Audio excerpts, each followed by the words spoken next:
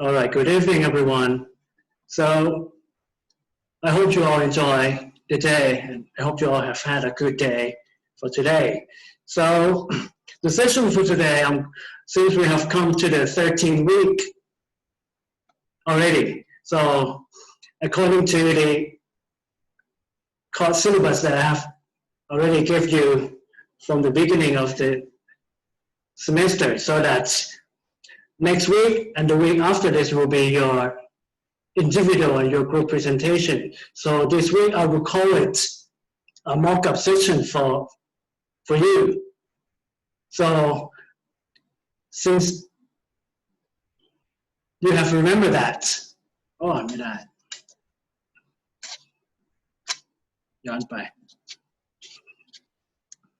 Okay, let's have a look. Let's have a look on the screen here, and I hope you all already have had the copy of the handout that I have already given you last week.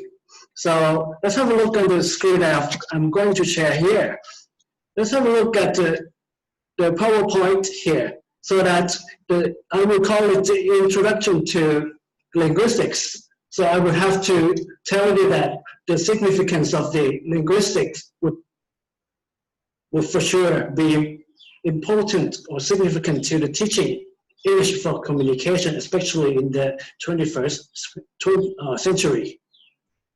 So today, this session, I will call it a mock-up session for you, so that any of you would have to apply and choose the selected topic to be your own presentation.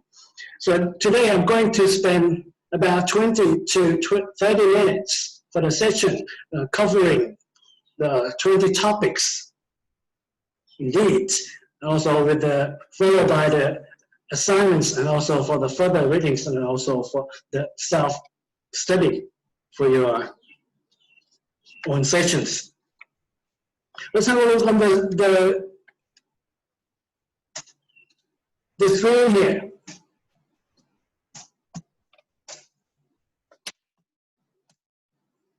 So I will have to start with the subject review here. Since I have told you before this midterm class that this session is going to be talking about the overview of how linguists approach the study of language, describing language as one of the crucial and unique systems of the communication to human beings. Therefore, realizing that,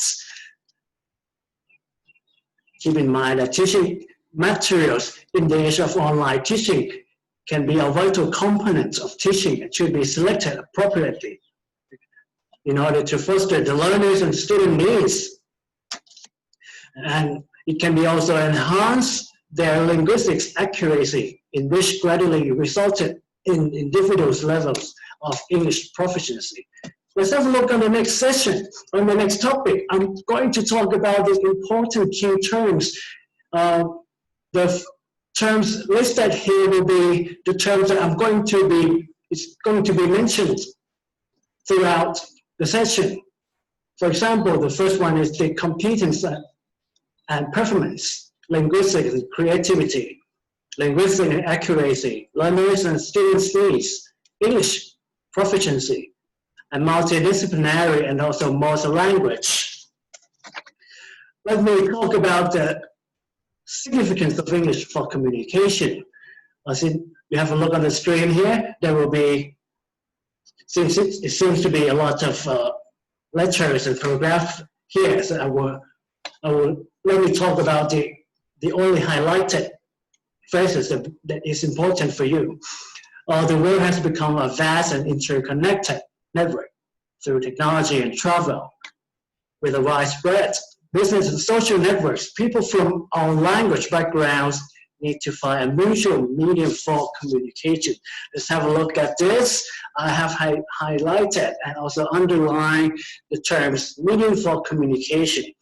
Let's have a look at, you have to be able to link the significance of English for communication, that it can be called as the medium for communication.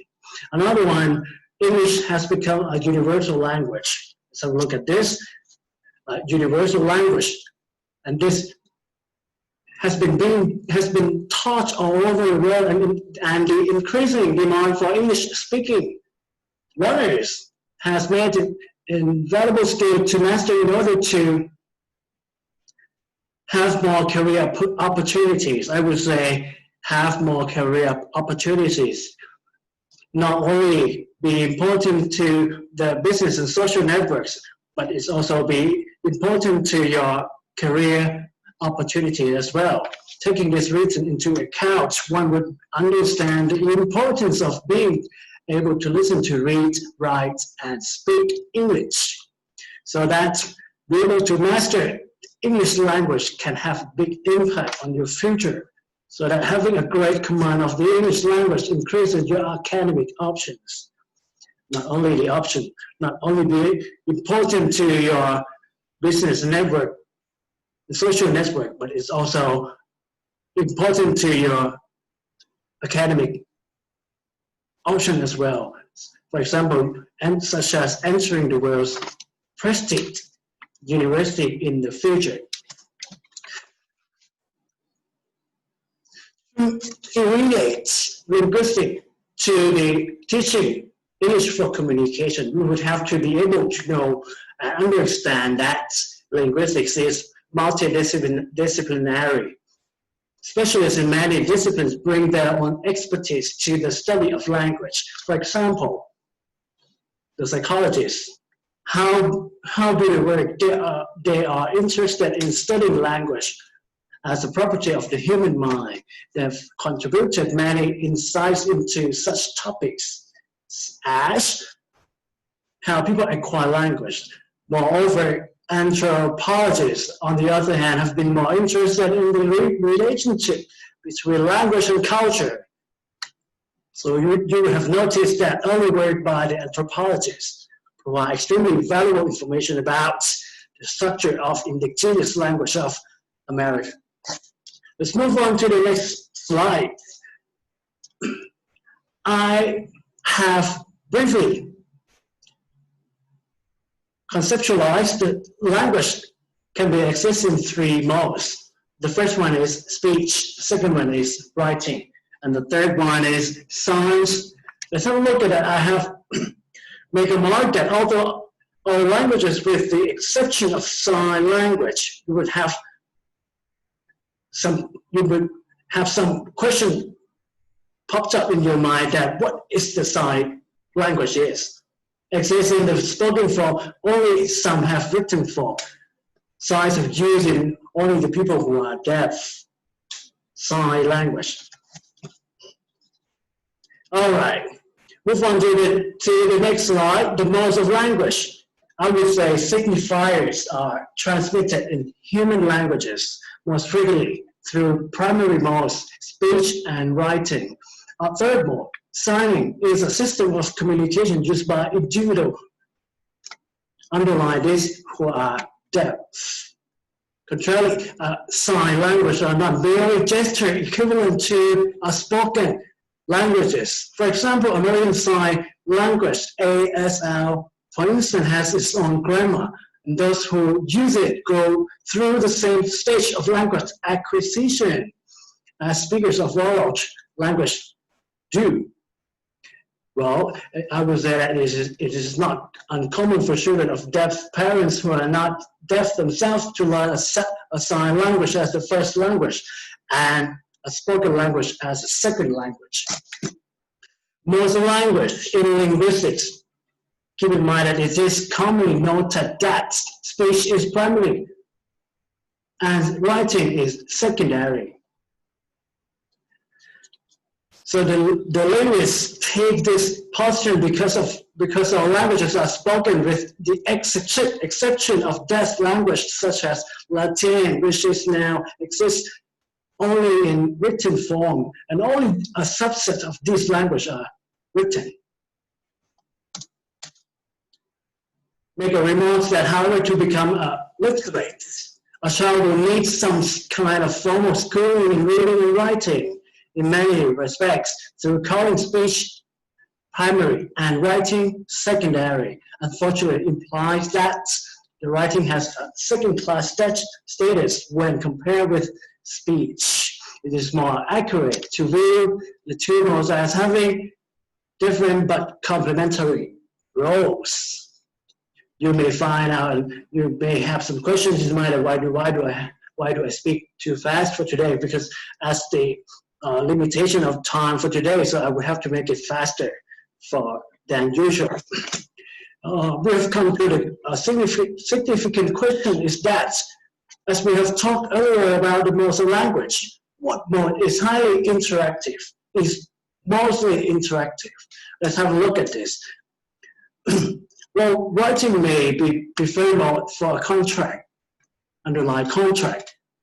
In many other contexts, speech will be more appropriate because the most common type of speech, face-to-face conversation, you may have heard about this before, is highly interactive. So which kind of mode of language is representative to face-to-face conversation? This mode is well suited to many contexts. Casual conversation over lunch, business transactions in grocery store, discussions between students and teachers in classrooms. And in this context, interactive dialogues have many advantages over reading. So you will say that which mode is more significant and interactive more than the other modes. When speaking to one another, the conservants are face-to-face and can therefore see how individuals react to what is said. Writing creates distance between writer and readers, preventing the reader from getting any reaction from the reader. Speech is oral, thus making it possible to use intonation to emphasize words or phrases and express emotion. Writing has punctuation. In another form of language, in legal system, for instance, in most legal systems which can oral contract is legally binding, a written contract is preferred because writing, unlike speech, provide a permanent record of the contract. You may have some thoughts or idea about contributing your own presentation for next week. Let's have a look at this. For example, I gave you some example about legal system. The language is used, how it's used, and how it is interactive in the conversation and in the communication. I will say this. What are the challenges to effective teaching English? Not only the main tools of the trade, but as the visible heart of any English teaching program. Sheldon said this, it's been a long time ago, 1988, but this can be effective and significant. A simple statement said once by Sheldon. He was the one who strongly manifested explanation as opposed to the importance of the materials in English teaching. Let's move on to another slide. I'm going to talk about, again, the challenges to effective teaching English. On the other hand, in Thailand, selecting, underline this, selecting and developing teaching materials seems to be a real challenge for English teachers, especially those who are going to be new English teachers or instructors. Some of you may be facing this problem. There are many English instructors or English teachers therefore suffering. Look at this, suffering from the selection of whether newly produced or designed teaching materials offered for them to use in the classroom, especially conducting online class. So not only they're not only suffering from the a normal classroom, but they also suffering from a new normal classroom as well. And right here, I'm talking about the online class. That's this. It is crucial to realize. You have to make sure that you realize about the materials that are vital component of teaching and should be selected properly in order to foster the learners and student needs. Remember that student needs and learners needs, it can be enhance their linguistic accuracy in which greatly resulted in individual levels of English proficiency. Let me talk about the importance of why selecting and developing appropriate teaching materials is important. It determines what kind of language the learner will be exposed to as a consequence and the substance of what they will learn in terms of vocabulary, structures, and functions. It has some implications to the method and techniques by which the learners will learn. Last but not least, let's have a look at this. The subject or content of the material is an essential component of the package from the point of view of relevance and motivation. Here are some considerable important relevance to the context of English language learning in Thailand. I have come up with these three considerable importance questions. The first one is, which learning approach of material development is more properly to teaching English online for the second language learners, individual work or group work? The second question is, can the contextual factors in aspect of learning English for communication be likely related to the means proficiency use of English? The third one is, how can and do the English teacher develop appropriate of learning material for online course that can match and respond to the needs of the learners? Okay, we have come to the very last slides of the section today. In summary, I will talk briefly about this. Other linguists take a more expansive view of language, believing that it's just available to study language in social context and to consider the structure of text as well as the structure of sentence occurring in text. The challenging point on teaching English, it is crucial to realize that we have to make sure that it is crucial to realize that materials are vital components of teaching and should be selected appropriately in order to foster the learner's needs, and also it can enhance their linguistic accuracy, in which gradually resulted in their levels of proficiency. All right, let me briefly talk about the assignment and the further reading for you. Because the linguists are engaged in the scientific study of language, I would like for you to learn about the terms bias. Linguists have their bias too. The next session, next week, I will talk briefly about how the bias in terms of the ideological basis of language, the idea that all will of language are grounded in beliefs about how language should be valued. The final section will describe about two competing theories of language. So I will suggest you to have a further reading on Noam Chomsky's theories of derivative grammar, and also with Michael Holliday's theories of functional grammar. And one of the important questions is how these theories have influenced the view of language.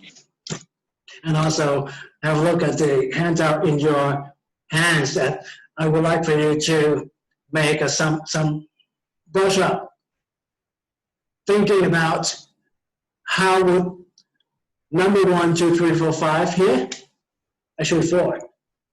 I like for you to match for the left-handed column into the area of linguistics you have studied into the right-hand column. All right, here, and in this slide is the reference for you to have a further reading for next week and for you to find your own selected topic for you to be presented in your individual and group presentation. If you have any questions, please raise your hands, or if you have any questions for this session today, I'd like for you to send me directly to my page, or you can also ask me after this. I'll give you a for about 5 minutes after this to have a session of questions and answer. All right. Thank you very much for your attention, and we'll see you all next week for the individual presentation. If you have any question, please feel free to ask the question during the week or while you're working on your own assignment. You can ask me at any time you would like to know. Thank you so much for your attention. Thank you. Bye-bye. See you next week.